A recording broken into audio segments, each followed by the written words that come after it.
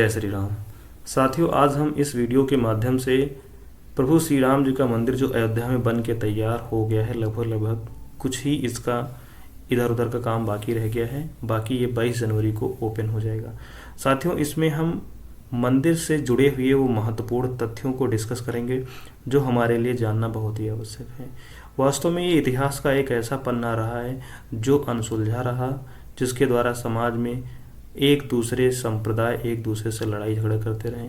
कहीं न कहीं ये मुद्दा जो सुलझा तो समाज के अंदर कहीं न कहीं एक शांति लाने का प्रयास किया गया, और यही रहेगा कि इस मंदिर के माध्यम से जो विवाद थे वो सुलझे, और जो समाज के अंदर भावनाएं थी उन भावनाओं को मैं फिर से चाहूँगा कि ये एकजुट करें।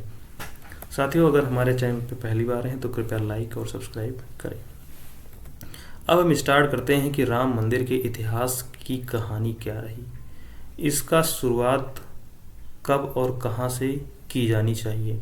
बात करें अगर हम पहले तथ्य की तो 1528 से ये शुरुआत होता है, और हम इस वीडियो में डिस्कस करेंगे 1528 से लेकर के अब तक के, यानी कि सन 2024 तक के सारे इतिहास के बारे में चीज़ों को डिस्कस करेंगे।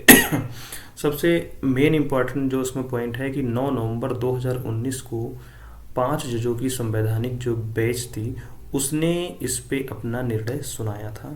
ये दिन आपको याद होगा, और ये दिन वास्तव में इतिहास का एक बहुत ही महत्वपूर्ण दिवस है। साथियों, अगर हम बात करें कि मंदिर का आर्किटेक्चर कैसा होगा, डिजाइन कैसा होगा, तो वो आपके सामने है। आप देख सकते हैं कि बिल्कुल ऐसा ही मंदिर आपके सामने होगा। जब आप कभी जाएंगे अयोध्या तो आपको सेम डिजाइन देखने को मिलेगा। बात करें हम अगर पहले उस महत्वपूर्ण तथ्य को जहाँ से इस विवाद को जन्मित किया जाता है, जहाँ से ये उत्पन्न होता है, तो ये साल होता है 1528 का, जब मुगल बादशाह बाबर के सिपह सलार मीर बाकी विवादित जगह पर एक मस्जिद का निर्माण कराया। यानी कि सिपह सलार वो होता है कि जो एक आर्मी का चीफ होता है, उसने मीर बाकी जो था उसने इस मंदिर की जगह पर एक मस्जिद का निर्माण करवाया। यानी कि पहला पॉइंट यहीं से स्टार्ट होता है। उसको तोड़वाया, नहीं तोड़वाया तो उसकी जगह बनवा दिया। तो ये एक हिंदू और मुस्लिमों के बीच में विवाद का इशू बनना स्टार्ट हो गया। बात करते हैं कि इसकी पहली लड़ाई और दंगे की शुरुआत कब होती है, तो ये शुरुआत होती है 1853 से, और 1859 में अंग्रेजों को जब इसके बारे में पता चला कि यह धीरे धीरे एक विवाद का विषय बनता जा रहा है, तो इसकी जगह पर उन्होंने बाड़ लगा दी। बाड़ का मतलब यह है कि उनकी चारों तरफ फेंसिंग करवा दी कि कहीं ना कहीं जो लोग आते जाते हैं, लड़ाई झगड़े करते हैं, वो इस जगह पर ना आ सकें। मुसलमानों को ढांचों को अंदर कर दिया, और हिंदुओं को बाहर चबूतरे पर पूजा करने की इजाज़त दी गई। यानी कि जो मुस्लिम थे वो ढांचे के अंदर, और जो हिंदू थे वो चबूतरे के बाहर की ओर अपना पूजा पाठ कर सकते थे। आगे हम देख सकते हैं कि बाबरी के टूटने की कहानी, कि 1528 में बना, फिर 1934 में पहली बार विवादित ढांचा। आगे हम डिस्कस करेंगे। आप इस स्लाइड को मैं थोड़ा सा देखना चाहता कि आप इसको रिव्यू कर सकते हैं, क्विक जल्दी से देख सकें।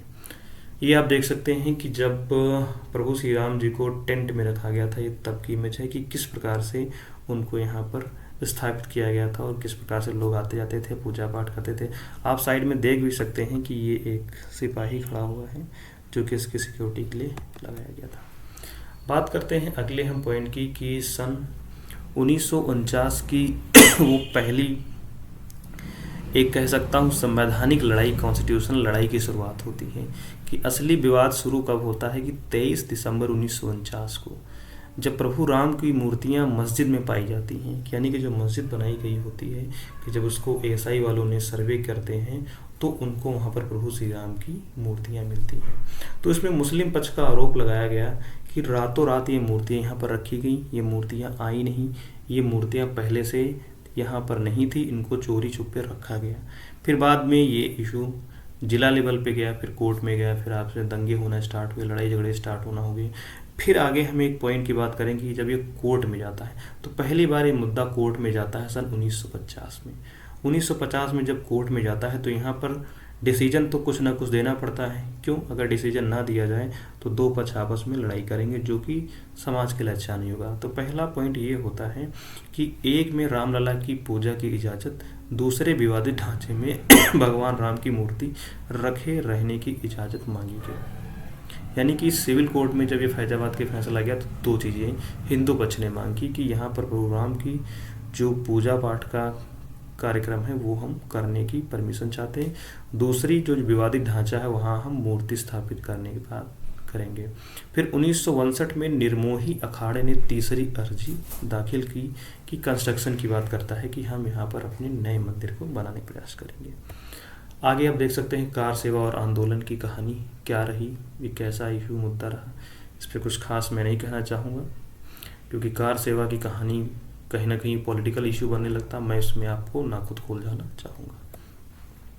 बात करें कि सन 1961 की कहानी, जब सुन्नी वक्फ बोर्ड ने इस इशू को कोर्ट में ले जाने का प्रयास किया और कोर्ट ले जाया गया और इन्होंने बाकी की जो पूजा पाठ है वो हम नहीं करना देने चाह रहे हैं, मूर्ति जो यहाँ रखी गई इनको हटाया जाए। फिर बात करते हैं कि साल 1984 का, 1984 में हिंदू परिषद यानी कि विश्व हिंदू परिषद ने एक कमेटी गठित की जिसका मकसद क्या था कि हम मंदिर को बनाएंगे, यानी मंदिर वहीं बनाएंगे। साल 1986 की घटना होती है जब जिला जज के.एम. पांडे 1 फरवरी 1986 को हिंदुओं को पूजा करने की इजाज़त देते हैं। यानी कि 1950 से ये कहानी शुरू होती है और इसको करीब करीब 36 साल लग गए हिंदुओं को इस लड़ाई को लड़ते हुए कि तब जा कर के इनको परमिशन मिली कि ये इस जगह पर पूजा पाठ कर सकते हैं और इस ढांचे से ताला हटाने का आदेश दिया गया। आगे आप देख सकते हैं कि जो मंदिर होगा वो किस प्रकार का होगा, कितने वक्त में बनेगा, 3 साल, कितने गुंबद होंगे, वो 5 होंगे, कितने पिलर होंगे, 336, शिखर क्या है, मंदिर की टोटल ऊंचाई कितनी 161 फीट है, नींव में कितनी ईंटें लगेंगी 2 लाख हैं। आप ये सारे पॉइंट देख सकते हैं जो आपके लिए आवश्यक हैं जानना। आगे हम बात करेंगे 6 दिसंबर 1992 की, जब बीएचपी यानी कि विश्व हिंदू परिषद और शिवसेना समेत कई दूसरे हिंदू संगठन के लाखों कार्यकर्ता जा करके इस ढांचे पर कह सकता हूँ अटैक करते हैं और इस अटैक के दौरान हिंदू और मुस्लिम आपस में भिड़ते हैं जिसके दौरान 2000 से ज़्यादा लोगों की मौतें होती हैं। यानी कि 1992 की घटना ये आज भी अगर याद की जाती है तो लोगों के दिल दहल जाते हैं कि जिन लोगों ने इस घटना को फेस किया आज भी उनसे पूछिए उनका क्या हाल हो रहा होगा, या जो घटनाएं याद करते होंगे उनकी क्या बीतती होगी। आगे हम बात करेंगे कि सन 2002 की क्या बात है कि 2002 की घटना ये है कि हिंदू कार्यकर्ताओं को ट्रेन गोधरा यानी गुजरात से लेकर के वो आ रही थी, बट जब दूसरे पक्ष को मालूम पड़ा कि इसमें कार्यकर्ता जा रहे हैं तो उन्होंने इस ट्रेन में आग लगाई जिससे 58 लोगों की मौत हो गई। इसकी वजह से गुजरात में दंगे हुए। गुजरात में दंगों के दौरान 2000 से ज़्यादा लोग मारे गए। यानी कि कहीं ना कहीं 1992 की घटना का एक इनडायरेक्ट या कह सकते हैं लिंक 2002 की गुजरात के दंगों की घटना से लिंक है। आगे बात करते हैं कि सन 2010 की वो घटना जब रामलला विराजमान होने के लिए निर्मोही अखाड़ा और सुन्नी वक्फ बोर्ड के जो कोर्ट में डिसीजन पेंडिंग पड़े थे, इसके बीच इलाहाबाद हाई कोर्ट अपना डिसीजन देता है कि इस जो विवादित जगह है, भूमि है, इसको हम 3 बराबर हिस्सों में बांट देंगे। एक सुन्नी वक्फ बोर्ड के लिए, एक रामलला विराजमान जहां मंदिर होगा, जहां उनकी पूजा पाठ की बात की जाएगी, अगला हिस्सा होगा निर्मोही अखाड़ा का। लेकिन फिर भी ये डिसीजन समाज के लिए, समाज के लोगों के लिए असंतोषजनक रहा, ये सेटिस्फाई नहीं कर पाया लोगों को। आगे हम बात करेंगे सन 2011 की, जब अयोध्या विवाद पर इलाहाबाद हाई कोर्ट के फैसले पर सुप्रीम कोर्ट ने रोक लगा दी। यानी कि सुप्रीम कोर्ट ने 2011 में इस डिसीजन पे रोक लगा दी। क्यों? जब 2010 में ये डिसीजन दिया गया तो जिन लोगों को सेटिस्फेक्शन नहीं मिला इस डिसीजन से तो सुप्रीम कोर्ट चले गए। आगे हम बात करेंगे कि साल 2017 ये काफ़ी इम्पॉर्टेंट रहा क्योंकि 2013 के बाद 14 में बीजेपी की गवर्नमेंट आती है, तब सुप्रीम कोर्ट ने आउट ऑफ कोर्ट सेटलमेंट दिया। इसमें बीजेपी के वो शीर्ष नेताओं को आपराधिक साजिश से बहाल कर दिया जिन पर ये आरोप लगाया गया था कि ये लोग इन दंगों को प्रोवोकेट किया, इन दंगों को बढ़ाने में भूमिका निभाई। ये तब इन लोगों को इस सज़ा से बिल्कुल फ्री कर दिया जाता है कि आप किसी भी प्रकार के इन आरोपों में शामिल नहीं हैं। आगे हम बात करें उस तारीख की 8 मार्च 2019 की, जब सुप्रीम कोर्ट ने ने मामले को मध्यस्थता के लिए भेजा और पैनल से डिमांड की कि 8 सप्ताह के अंदर इस कार्रवाई को पूरा करें। यानी कि सुप्रीम कोर्ट में जब ये फैसला जाता है तो ये 8 मार्च को डिसीजन देता है कि ऐसा है कि आप एक कमेटी बनाइए और इस कमेटी को 8 सप्ताह के अंदर मुझको हाँ और ना का डिसीजन देना पड़ेगा।